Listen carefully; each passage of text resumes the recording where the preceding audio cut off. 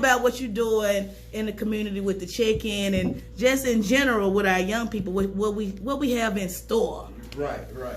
So ideally, a lot of people see or have seen, myself and others out in the streets protesting and raising our, First Amendment rights. So one of the first things that myself and others had done was started going after learning how to acquire land and redistribute it across. So we created the first community land trust in the state of Tennessee, which is about getting the land and holding it in perpetuity for up to 99 years and being able to get that to the people. And so we had like 3 stages of the books and breakfast was one of them, so literacy, and then we had the urban farming, and then our 3rd stage was around like low income housing. So the land is some of the best thing you can ever get and hold on to. Finding properties, buying them cheap, holding on to them, farming on them, and then developing them, yourself versus a CDC who will hold it for this big corporation to come in and take this land. So, that was one of the first things that we felt was something we could kind of control and teaching different economic structures around growing produce and selling it to like a Whole Foods or a Sprout Junior. And so that was one phase. And so as I've grown to evolve, and there's something I was just talking to stylistics about is social enterprise. Ernest Fields' Millionaire Grind. Yeah. See, I know stylistics, you know what I'm saying? His evolution is Ernest Fields, my evolution is Keedran Franklin. That's so funny. Yeah. That's my Harriet Tubman right there. Yeah. Underground Railroad. So thinking about, okay, America is built off destruction. America is built off stealing from others and from produce, to labor. And so one of the things America does recognize is business. All day. And so for me, I say it's tricking them because business people will listen to you if you have a business model, and that business model could be around trauma. Their business model could be around anything. This is what they're trained to see. And so once I recognize it, I'm like, oh, okay, I can play that game. I'm smart enough to run circles around them fools. Let's go. I was raised to think that so-called white people were smarter than me, and those are the ones who's running a lot of corporations is so-called white people or white passing people. And so once I realized, oh, they're not smart, some folks just put them in position. And they smart enough to hire smart people. That's what it is. Yeah. Or there's a blueprint that tell them you need to hire somebody because nigga you can't. Exactly. I'm telling you. Yeah. So once I realized, I was like, oh, okay, well, this is where I jumped into the social entrepreneurship scene, and that is like.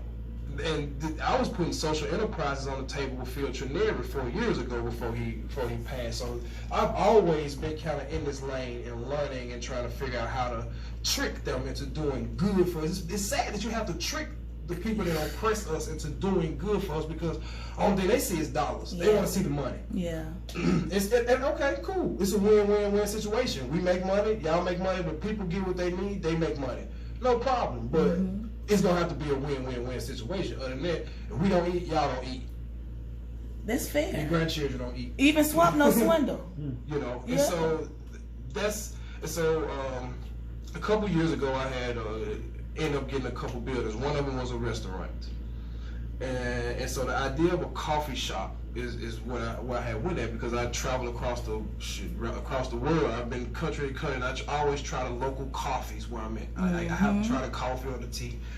And so I love coffee. And shout out to Tawanda Purtle, one of the owners of Jack Purtle. That's my auntie. That's my auntie. Yeah. That auntie right there. We always meet at a different coffee shop to kind of bounce ideas.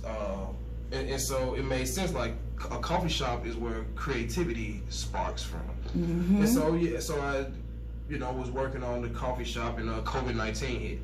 And so it's like, okay, I put people at risk. I can't really maximize the space. It just really don't make sense to do sit down coffee shop in here. And at the same sense, I was also one of my partners hit me up was like, hey, there's a food truck. Across the street from where I'm at, it's a guy.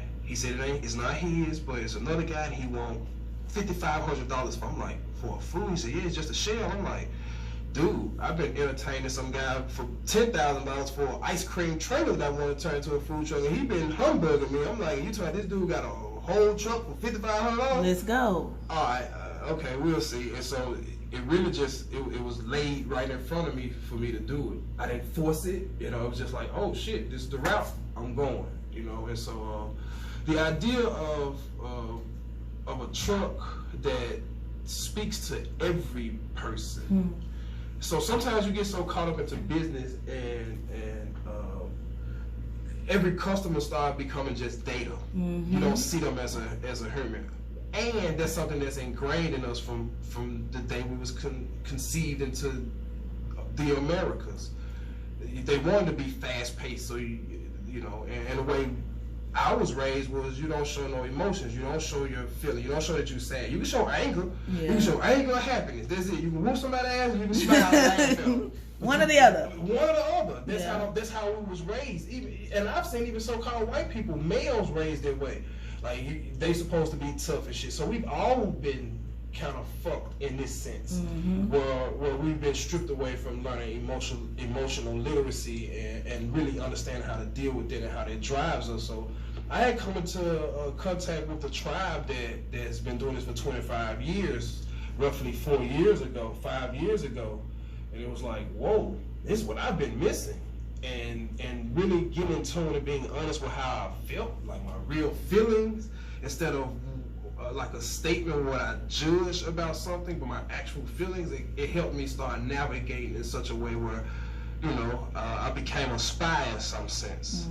And so learning that helped me kind of control some impulses that, you know, TNT is not named TNT just because, you know, folks know. You know, you only get a half a time to play with me. Boom.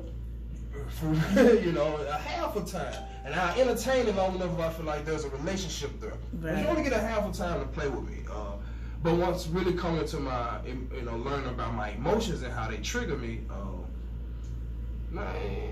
you get a half, you know, you get a little bit longer than a half a time, because sometimes I started learning that a lot of stuff is not about me, it's about what other people have gone through and what they project on me. So some stuff I kind of slide by.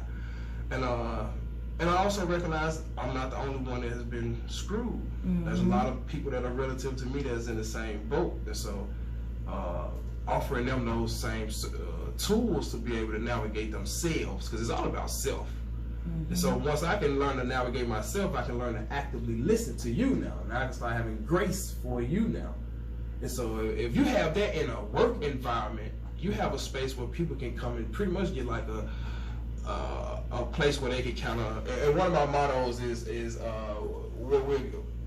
my catchphrase is an oasis where you can release, retreat, and leave refreshed, you know. So you want to go somewhere where, you know what, I know I got this bullshit boss, this manager, he micromanaging me, and I really don't want to go in here. I'm gonna stop by to check in and just talk this over, so I don't go in here and slap him.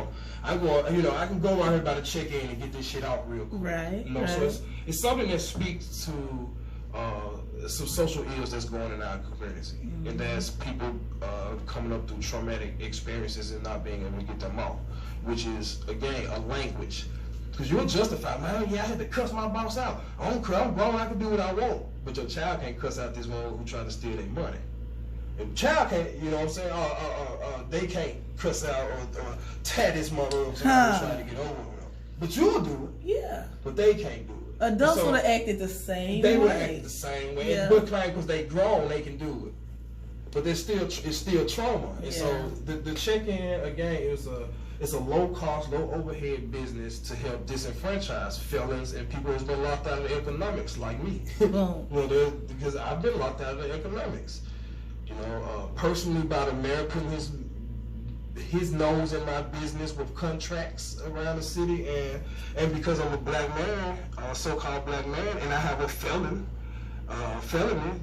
I'm locked out of the economics. So there's a lot of guys that's like me that don't have the opportunity. And so all I want to do is offer a space where they can create their own opportunities. And that's what you're doing with the check-in. With the check-in coffee truck. So the idea is to have 10 trucks. I'm in truck 2 right now. The idea is 10 trucks around the city servicing good coffee and space where a container where people can come and release if they need to. So. I like this. You already know you have an open invitation to come to Makita's Cookies. Yeah. Because coffee and cookies go right together. Say less. You know, the idea is to be able to have it like a marketplace, because I won't cook on it, so to be able to have Makita's Cookies, you know, for sale on the trucks. So the idea is to be able to recirculate our dollars like we was doing between 1865 and 1965. Let's go. And so with the youth, the idea is to, you know, again, so it's an act of evil if we decide what the youth need. So there's a lot of people saying they need this, they need that. You don't know what they need. You needed that shit in '86. They don't need that in 2020. Not at all. Not at all. They can figure out what they need themselves. And that's what we push back on the city administration for. It's an act of evil if you feel like you can put out $3 million for the black community and it's 65%. It's 450,000 of us in this city. You want to give us $3 million to help all of us. All of us. You gotta be ignorant. But you don't get them folks out in Germantown, the rest of the 100 million. It don't make no sense. And so, you know. Who comes up with that? I've always just been curious. Like, how do they divvy out who gets what monies for what? Like, is that... a lot of it's already been set in play. So a lot of it is money, is contracts that they're just renewing from, you know, the year before and the year before, and they'll say, well, it's just how it's been done, so we're gonna keep doing it. I hate that. And so one time, Edmund Ford Jr. Had told me, man, you know, this was at $3 million, man. You know, we had to take $3 million away from them to give to our community. I said, nigga, that's all y'all took. That's it. Y'all got the power to take all the money, nigga. Y'all only took $3 million. You kick yourself in the ass. Right now. Go sit in the corner somewhere. Yeah. That's all you took. $3 million. And 300,000 of it went to Westwood basketball court to create a Grizzly themed court. So y'all gave the Grizzly $300 to use their fool. They should have been giving us $300,000 to do something. Oh, they very backwards in this city. But again, and so that's why So how can because look, I'm going to vote tomorrow, so I'm trying to figure out like how is they going? I mean, how do we change this game? Because how can we even the playing field? Like, because it seems like the further we go up, it's like somebody just like constantly trying to suppress us. Oh, yeah. And then when we finally get the game and learn it, it's like they change it. Or they put the feds on you. So what can you do? You see what I'm saying? Like, so one of the things I didn't get a chance to do that I think that I judge as a good route to go is becoming a spy like Harriet Tubman. Mm-hmm. Like, my name rings so many bells. Once you say Keedran come in the room, people get to locking up certain shit. Like, I ain't no thief, but they know, man, if I show this nigga we got this $100 million over here, he gonna want some of that. So we got 20 million right here. You know what I'm saying? And so it ain't that I want it. And what's so crazy? All these meetings I've been in, boardroom meetings with the Chamber of Commerce and like all these big business people, I've never asked them for anything. Never asked. Can't nobody get on record and say, well, Keedran asked us for $10,000. Can't nobody, man, you can't turn over a paper that say Keedran asked for anything. I've only advocated for what people were saying in the community. boom. But now, I'm asking for what come on, man. for us. Yeah. You know? And even when I'm asking for it, ain't for me, they so crazy. There's some meetings going on. And with some big business people. And one of my business, you know, friends had told bigger business people, and this business friend probably got a $100 million inventory that he's done portfolio, $100 million portfolio, and the people he's telling this to have way more money than him. That it's in his best interest that he give reparations. You know. It's in his best interest that he give reparations, because they seeing where this shit gonna go to. After a while, this city's gonna implode. And ain't no business is gonna make it too far out if you ain't already been down with what's going on. And he recognizes this. Okay. And he's telling this to people, you know, with money longer than Winchester. Like, man, it's in our best interest that we figure out how to stop the bleeding and then figure out, because it's gonna take at least $1 billion to fix what's going on in this city. With all of the ailments that's happening, and it's so multifaceted in so many ways. And like I said, I've touched from the temp agency piece to building our own, to unions. That's what Tony organized unions across the country. And we've gone to Chicago, to 10,000 people protesting and done some shit. So, like, I've been all over the country with doing shit. I've been watched by the feds, still currently. I was slated to speak all over the country about how I was placed on the black identity extremist list just because I speak out about what's going on. And my story is the only one where they can see the feds' money coming to local municipalities and how it inflict us, or afflict us. And so, like, this is some real shit that we go through just because we want us to feel right, and for us to be right. It's some real shit that we go through. And so to see people like hurry up and turn their backs on a bunch of children who's, asking for something. Y'all call it disrupt. I don't think they done enough. Fuck, let us have it been up. I wish that night it'd have happened. They'd be like, "Keys, you know them folks will call the police on the brother." What? And some I don't want to miss. And I just found out. So in the midst of that, I found out about another situation where a young man was fired from putt-putt golf a few weeks before. And so people were like, "That's good, putt-putt. That should have happened. They should never done that little boy like that." I'm like, "What little boy?" Boom. I'm like, so y'all know about some young man getting fired for no reason, and y'all ain't do shit? Like, I'm mad at the people who told me they knew about it and didn't do shit. Y'all ain't did shit already, stood with this man already? Like, y'all fucking crazy. So the kids probably knew. They knew. That's why they was ready to tear it up. Yeah. They already knew, man, putt-putt ain't straight. Let's go. But this grown motherfuckers out here watching these children suffer and don't want to do that until they implode, and now you want to help the colonizers. Fuck the colonizers. They got insurance on their shit. Right now today. Again, putt-putt lucky. I ain't get a call. We went up there and told putt-putt the fuck up. Hold on. Yes, I condone tearing some shit up if you fuck with them children. I don't care. Y'all got insurance on it. They got insurance. But hold on, what happened to the young man though? He was fired because they thought he stole a cell phone. And the cell what you want to make a nigga, you ain't Farrakhan and Elijah Muhammad, nigga. Shit your sit lying down somewhere, nigga. That man crazy. How you gonna shape a tool or something, man? You niggas can't even fix a flat. See? Around this motherfucker like playing. Yeah, leave them suits alone, man. That Sean ain't Higgins, what's up, OG? Listen though, now, okay. Said he stole the iPhone. The iPhone was sitting on the tracks, man. And they still ain't gave that man no apology, Amber. That's crazy. They ain't get that young brother. So no they apology. Found the iPhone and everything. A coworker found the iPhone. Like, man, the iPhone was sitting on the tracks out there. So somebody, obviously, I got a story about putt and me in the golf cart. We'll talk about that later. But so they found it, and it was saying, hey, they found the phone. The mom like, can y'all apologize? Can my son come back? Because the little boy he loves working at putt. So he like, I like my job. He expecting to go back. First job. Man, them folks like, no. All right, no accountability.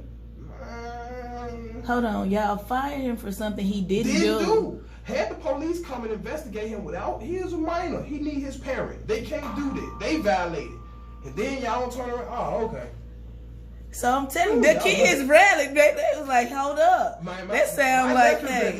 My oldest never been trying to get the putt. Man, my nephew could have been at putt and they done my nephew like that. Putt would not be here. I'm telling you right now. I'd have took that arson. Putt would have burned Finna down. air it out. I went to their house and burned it down. Man, I'd have acted a fool about my nephew. So for me, I'm kind of antsy that parents ain't really acting a fool about their children. Fuck if they tore that shit up, man. You ain't finna get up on my child in life. Yeah, in life. And then take that, you get over on them, you rob them, and then take their power away from them. And then now call them animals because they decide to critically think about how they go, okay, all right, cool, yeah. We saw what happened. You saw what happened. Hey. Let one of them children mess around and call and say, you know what, we want to go up there and protest against Papa.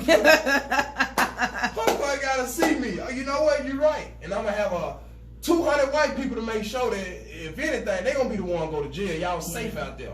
Y'all want to go out there and handle your business, we're going to go handle your business. Man, we're going to handle it. However y'all want to handle it. And We're gonna figure out how to get y'all some more fun. We're gonna figure out how y'all can get in some spaces where y'all can create. Come on, man. Fuck them white folks. Come on, man. Silly That's all I'm waiting on. Because again, right now, I'm telling this to the people on the phone, the people on my line, we're in the hereafter. This is that point where everybody who hadn't been having their basic needs met, who been looked over, underserved, it's our time. The time is now. The folks who been getting that money, that shit a wrap. Y'all see what's going on across the country. That shit happening in all 4 corners around the world. It's a wrap. You either finna pay what's due, and we ain't asking for no handout. We saying basic needs. There are people out here who are smart enough to create their own goddamn scenarios of what they need. Put that goddamn money where it needs to be.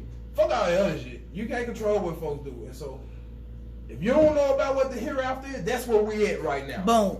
That's where we at. It's the hereafter. Get with it. And so you so-called black folks who call yourselves saying y'all own businesses and y'all think you better watch out for your little business while you talking that shit. Don't think them 300 children ain't on Facebook and Instagram like, oh, you said this, you said that, you said, oh, it'd be crazy if they compiled a list. Between them 300, they compiled a list. These are all the businesses that turned on us. All these people here something to say. They work here, they own it, they own it. Who you think you gonna want to be your clientele in the next few years? Come on, man. 300. Hey, Makita's Cookies support y'all. Makita's Cookies support y'all. Like, Don't play. Like, people be Fuck so them ready to old speak folks, out. man. They be so ready to speak out about some shit. You know, you could be hurting your business while you speaking out. You don't know that. You don't know. Just shut the fuck up. You can't just shut the fuck up, actually. You can be quiet and wait till it play out and then say, damn, I hate it. And then you can give a thoughtful critique about it. But to just go on this rant like, oh, they some this and what they mamas and daddies and that.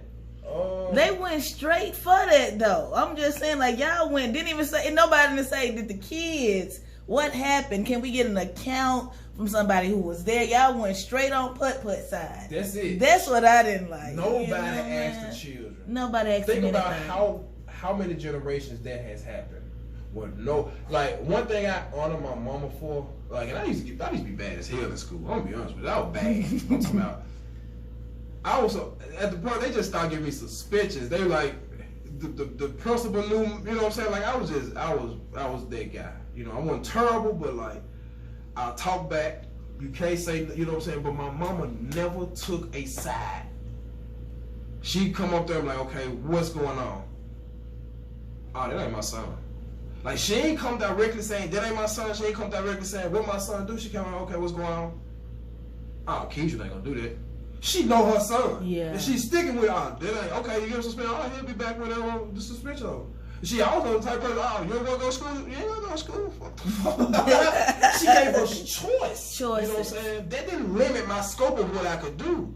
You know, I don't know if she knew what she was doing when she was giving me that choice, you know what I'm saying? But she also knew, I knew that I couldn't just not go to school. I wanted to go to school. I like being around people. I'm a social person. I like laughing and checking, and I'm a class clown. You know, so. Talk to the parents real quick, though. Gotcha. That importance of giving kids choices. Mm-hmm. How important is, because I know parents is telling the kids, you're going to go to school, you're going to go to college, you're going to get a degree. That ain't even fun.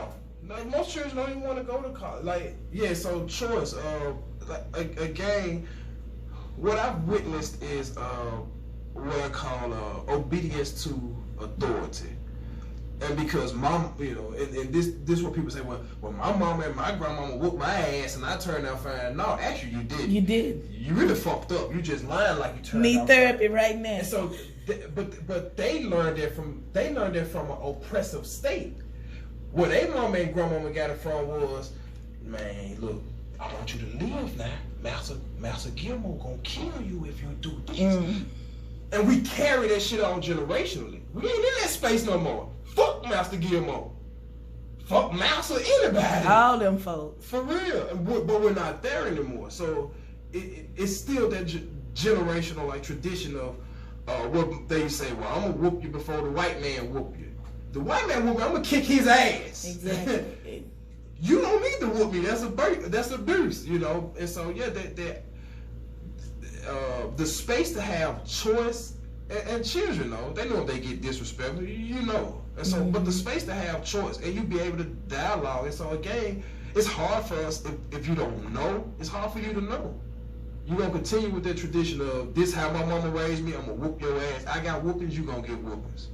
No, look at long term what happens with that. You know, so yeah, if my mama whooped me, I can't hit my mama back. My mama kept a pearl pink 25 back in the day. Pink pearl handle 25. I hit my mama, I'm gonna blow my ass off, and that's it. If I'm in this world, I'm gonna take you out right there. You know what I'm saying? Yeah.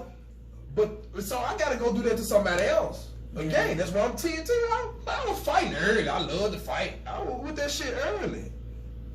So, not saying it come from my mama whooping me, but that's just an idea of if somebody whoop you and you can't hit them back, that's suppressed feeling. I gotta go do that somewhere. I'm finna go take that out on somebody. Somebody finna get this ass whooping mama gave me this morning on my way to school. You know you see that in the kids in the school when I was subbing. So you no, knew that. I do not believe in whooping. Like my son, 7 months old, my son never get a whooping from me. I never put my hands on my son in any way like that. Wait till he become his terrible tools. No, it ain't gonna be terrific tools. Cause see, I have enough mental capacity to know how to work around. I ain't fucked up about it. Again, cause I know what disruption look like. So you mad that I'll be mad that if my son disrupt, I'm sitting there and I want to watch a movie. He sleeping. He wake up crying and mad. You know, what I'm be mad? Cause no. Okay, reset. You know, so reset. Again, it's stuff that we don't know, that we never learn, and it's a new age of learning this. The only problem is a lot of the newer generation, they came here with that shit in them. Yeah. They already came rebellious. They're like the ancestors' dreams. Yeah. They already came here ready to fight. Ready. I was primed. I was primed. Like really, like I said, Crystal Palace. When I say Crystal, I was working at Crystal Palace at 9 years old. Cause again, I wanted to be a part of the set. All the guys who was, the OGs, them niggas was working at Crystal Palace. I come from P, so y'all see P Valley, make sure y'all watch I come from PV, man. Shout out to PV, man. PVC, man. Pussy Valley Click, man. Shout out. Them guys protected me. They used to I worked at Crystal Palace at 9. I lied about my age to be able to work. Because I was old enough to move around when I'm 9, 10 years old. I'm with 19, 20-year-olds. But these niggas protected me. Like they made sure, like, nah, bro, you ain't gonna get into that type of shit. Now that was, hold on, that big homie, cause like, shout out to Yo Gotti, but now he was like the big homies. They putting the folks in harm's way now. They ain't doing like they used to do back in the day to protect you. They actually putting you like holding you as a shield. Like this, you and now you behind the big homie. A lot of what happened is manipulation of what was going on. And so that's something I've been talking to a lot of guys. Like I'm cool with a lot of guys. Like I come up in a street organization that a lot of people consider one of the dangerous organizations in the country. But what people didn't see was the positive things that come up out of this organization. A lot of what you see now is developed from this street organization. Like I learned science pieces from this organization. Some shit I never learned in high school. I learned some shit that's for real. I learned how businesses move, paying attention to how the structure of this organization operates. And so, but I got friends across the board of different street orgs, Four Corner Hustlers and Vice Lords and so, but I love them niggas dearly. Ain't shit I can, mama can say about them. We finna fight, you say something about one of my homies. That's how it's supposed to be though. And so, but what I've been working on is so with the check-in, I called one of my partners. He Four Corner Hustler. He on like the state board of the Vice Lord. I'm like, bro, I got 2 trucks for y'all. You know what I'm saying? Because I want y'all to be able to eat too. Because we all been locked out. Boom. I hit on my blood partner. Hey, I got a couple trucks for y'all. I hit up the trans converters. I got some trucks for y'all. It's so many people been locked out, like, and we don't think about what we can help. You know what I'm saying? And so, like, that's one of the things. You can be able to show, hey, this is an outlet. This is something. It ain't the end all, be all, but it's something that we can learn to build off of. You look at what the CBL, shout out to Ben and Lee, and Neil, that I had the graces of really, doing some things with and sitting at lunch and learning from them. Like the CBLs, what they did, and like with the Palestinian community in Chicago, like, those folks built industry. They built business. You know what I'm saying? And so you look at some of these organizations, and again, you'll be surprised what you see outside of what they show you. Yeah. But you have to actually go through it to kind of know what's going on, and it is, but you get this other shit, and so that's one of the things. Like we're figuring out how to build industry in this city around the people that y'all figure y'all scared of. They're the people I love. Boom. Folks they scared of. Let me go talk to them. I want to go talk to folks y'all scared of. I done seen it, yeah. Because I come from that lifestyle. Y'all once was afraid of me until y'all realize, you know what, that nigga can really articulate his words. Boom. That nigga be having some. He speaks very well. Yeah. And then they be like, oh. One of my guys told me like, well, why don't you go from me? Where did voice come from? I said, you got to be able to be a spy. And I'm very open about whatever. I'm vulnerable. I don't care. But if I was to talk how I'm talking now, you on that go for yeah, look at this job. Like, hello, my name's Keedran Franklin. Because if I didn't, they'll be too afraid to want to give. Because they're too tied into what this supposed to be. Because they was taught wrong. Yeah. Again, the people who gave us these labels as black and white, this is where they learned this shit from. So they learned to have these ideals and labels on us from people like Johann Blumenbach, a Germanic anthropologist who created this type of shit. Boom. No? So how do we move forward and unlearn? Because that's what I'm in the process. I didn't know. Yeah. Like, it's almost taken half, the other half of my life to unlearn everything that was taught to me coming in the game. You see? So now I'm in a state of unlearning, still trying to teach. Right. So that's where I am now. Yeah. And if you notice, and it's things like what Drew Ali and Elijah Muhammad, things that they created, if you look at like a lot of representatives are called student teachers. Because in the process of them teaching, they're still students. You'll never know everything. And so really, it's challenging because you have to first push away knowing that some of the things that you was told was a lie. A lot of things that you told was a lie. And detach it from who told it to you. Because a lot of times it's our parents who told us some of these lies because they didn't know. They're just teaching us what was taught to them around education. A lot of shit was taught to us because of, again, just what was taught to them. Hey, this is what I was taught. This how it's always done. And so the same thing, we perpetuate not knowing. And so instead of me actually going to go do the real research, I just take whatever you said true. You can say, hey, the sky green out there. I'm gonna go tweet, man, this is a so green sky.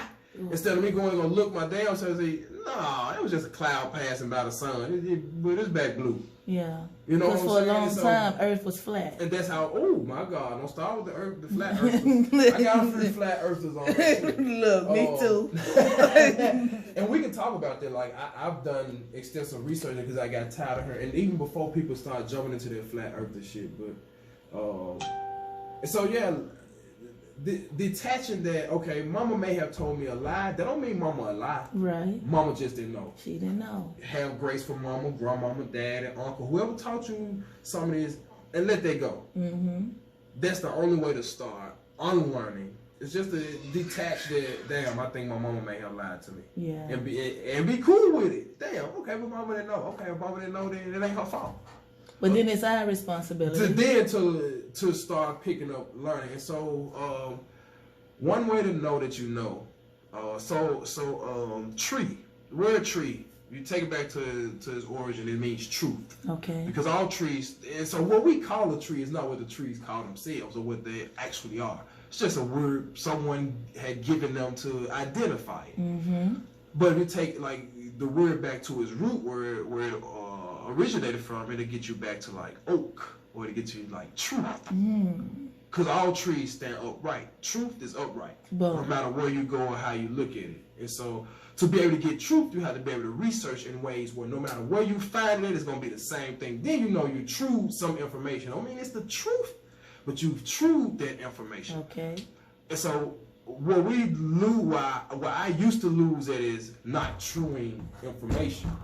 Which means I go look one place and be like, oh shit, okay, well that's it, that's the truth. But if I go look 2-3 other places, I'll find 2-3 other examples of that.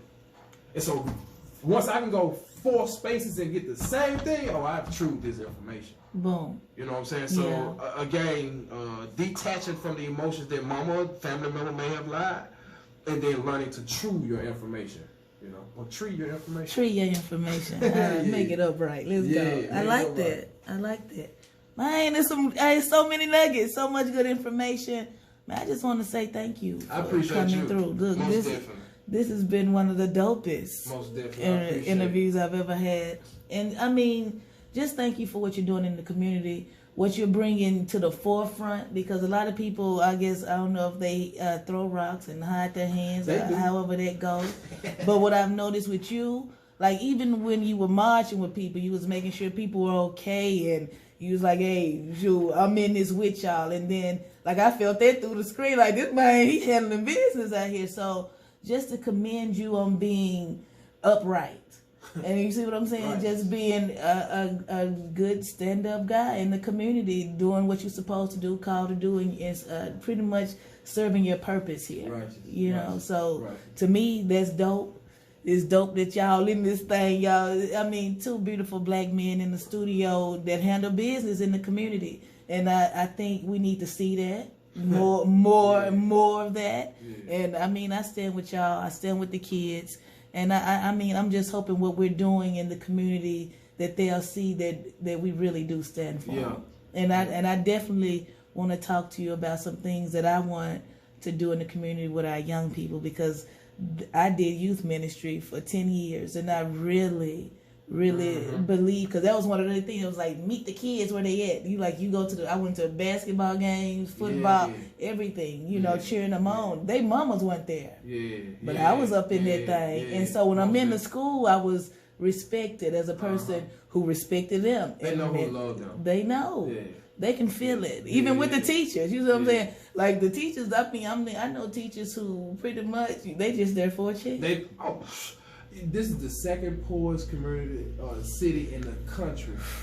Everybody's in it for a check. Everybody. You know what I'm saying? So how do you find the ones that also have that heart to be able to give? Everybody's in it for the check. Right. That's why the police are acting like Superman, because they lose their job. Them niggas in the police. What you said? That's what it is. Hey, shoot. I feel shit too, Craig. Go sit Top flight. That little $50,000 a year, nigga. Sit down somewhere. Man, this man. So yeah, I appreciate it. You know, again, I've had a lot flowing through my mind, and sometimes, like I said, I put some shit vaguely on Facebook, but I also be so tied up in making sure like my business is because I have a video game that I want to show you, and it's around voting. You know what I'm saying? Get people into civics 101. Our youth, get them started early. So. Yeah, that's so much shit that food recovery program with Mold Southwest. Shout out to the Mold Southwest. Make sure y'all go get some deals or something, man. Sound good right there. They support the people, man. For sure. And so there's some things that's on the table that, like I said, I don't really speak about until I'm kind of there. You know what I'm saying? But there's like 4 major projects that's in the works. I love it. Yeah, I love it. Yeah. So let's keep building and figure out how to, you know, like I said, the next thing a youth summit.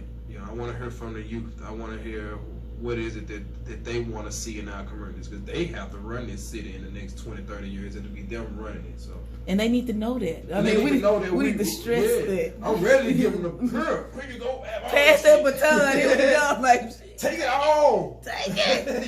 Yeah, because you're right, though, because they are the future. I mean, Whitney Houston told us, y'all, the children are the future. And I think that was pre-crack days. So even the crackheads know jury out of free. What you said. So let's make sure we handling business, y'all. Keedran Franklin, 10 this thing. Thank you so much, baby, for coming through.